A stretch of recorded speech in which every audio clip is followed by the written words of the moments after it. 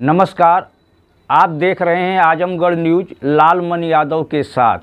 आज की कुछ खास खबरों पर एक नज़र डालते हैं।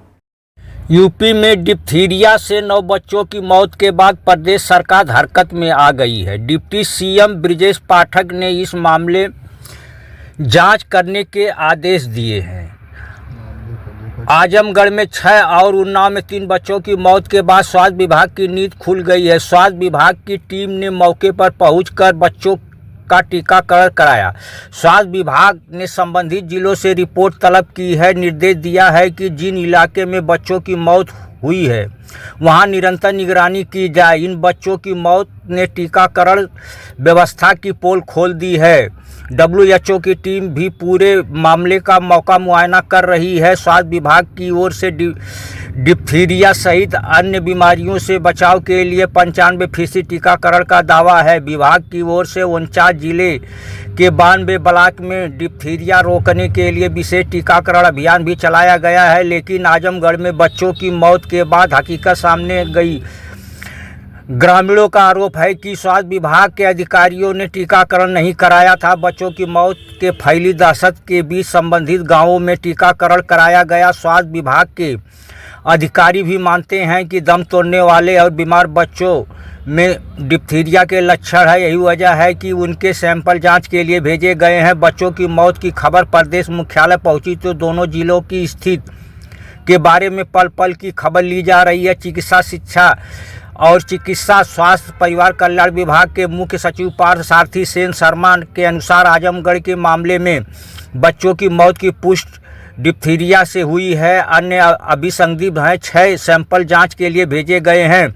आजमगढ़ 6 बच्चों की मौत के बाद कराया गया है टीकाकरण। आजमगढ़ के निजामाबाद के सीधा सुल्तानपुर के 6 बच्चों की मौत के बाद स्वास्थ्य विभाग की टीम मौके पर पहुंची तो पता चला कि इन बच्चों का टीकाकरण ही नहीं हुआ था।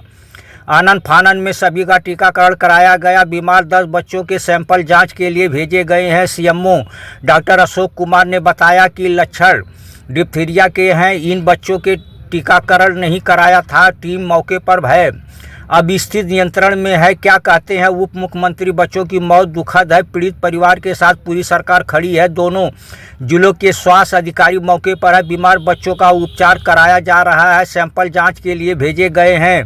डिप्थीरिया की बीमारी है या कोई और बात, इसकी भी जांच चल रही है। बीमारी फैलने के कारणों की जानकारी जुटाकर इसे रोकने की रणनीति है। जरूरत पड़ी तो संबंधित गांवों में स्वास्थ्य अधिकारी कैंप करेंगे। इलाके के सभी अस्पतालों में दवाओं और अन्य सुविधाओं के बारे में भी जानकारी ली गई है। ब्रजेश पाठक उप मुख्यमंत्री क्या कहा? डिप्थीरिया पूर्व स्वास्थ्य महानिदेशक डॉक्टर बद्री विशाल ने बताया कि डिप्थीरिया एक जीवाणु संक्रमण है। यह कोरिनेबैक्टीरियम प्रजातियों के कारण होती है या नाक और गले को प्रभावित करता है या त्वचा में किसी दरार के माध्यम से भी प्रवेश कर सकता है या खांसने या छींकने से एक व्यक्ति के दूसरे व्यक्ति में फैल जाता है। बैक्टीरिया के संपर्क में आने के बाद लक्षण विकसित होने में आमतौर पर 2 से 4 दिन लगते हैं। केंद्रीय तांत्रिक तंत्र गले और अन्य अंगों को नुकसान पहुंचाता है, जिसके परिणाम स्वरूप दम घुटने से मृत्यु हो जाती है। इससे बचाव के लिए DTAP और DTDAP का टीका लगता है। हर 10 साल में टीके की बूस्टर खुराक की आवश्यकता हो सकती है। इसका लक्षण होने पर बुखार और ठंड लगना, गले में खराश, आवाज़ बैठना, भोजन पानी निगलने में दर्द, लार टपकना, त्वचा का रंग नीला होना, सांस लेने में दिक्कत, सांस तेज चलना, सांस लेने में तेज आवाज़ होना आदि है। टीकाकरण व्यवस्था पर सवाल बाल रोग विशेषज्ञ डॉक्टर आशुतोष कुमार वर्मा ने कहा कि जिस तरह से डिप्थीरिया के केस सामने आए हैं, यह टीकाकरण व्यवस्था की पोल खोल रहा है। जहां भी ग्रामीण टीकाकरण में आनाकानी करते हैं, विभाग उसकी रिपोर्ट तैयार करता है और विशेष अभियान में हर हाल में टीकाकरण कराया जाता है, क्योंकि एक भी बच्चे को छूटने का मतलब है पूरा चक्र टूटना। मैं डॉक्टर अशोक कुमार, मुख्य चिकित्सा अधिकारी आजमगढ़। सर, आजमगढ़ में डिप्थीरिया से कुछ बच्चों की मौत हुई है, क्या है मामला? अब तक स्वास्थ्य विभाग ने क्या कार्रवाई किया सर? 14 तारीख को एक बच्चे की मेडिकल कॉलेज में मृत्यु हुई, जो कि सस्पेक्टेड संदिग्ध डिप्थीरिया का केस माना जा रहा है। उसी की सूचना पर हमारी टीम वहाँ पर गई। मैं स्वयं भी 14 तारीख को गया था। वहाँ देखा 2-3 बच्चों के गले में सूजन थी और खांस रहे थे, बुखार भी था। एक बच्चे की दूसरे दिन वहाँ पर डेथ हुई है।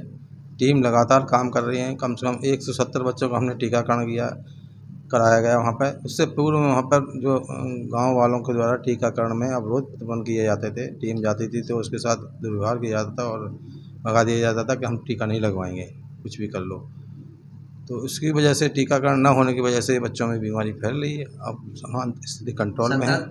सरकार का हमेशा ये तैयारी रहती है कि बीमारी से पहले उसकी तैयारी कर ली जाए जी।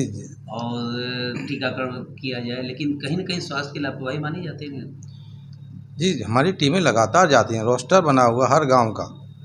हमारी एएनएम आशा बहन जी वहाँ पर रह के टीकाकरण कराती हैं। पर कुछ लोग जो अनपढ़ हैं या इनको समझ नहीं है टीकाकरण के महत्व के बारे में, वो लगाने से मना कर देते हैं। या कुछ धार्मिक लोग हैं जो मना कर देते हैं, एक समाज विशेष के लोग। ऐसे ही वहाँ पे नट समुदाय के लोग हैं जिनमें भ्रांतियाँ थी कि टीके से कुछ गड़बड़ हो जाएगा बच्चों को, इसलिए टीका नहीं लगाते। अब उनको सबको समझा दिया गया अच्छी तरह। अब उन्होंने खुशी सब बच्चों को टीके लगवाए हैं। कितने से सैंपल भेजे गए सर? 5 सैंपल जांच के लिए भेजे गए हैं। अभी रिपोर्ट आनी बाकी है। सस्पेक्टेड डिप्थीरिया के केस लग रहे हैं वो भी।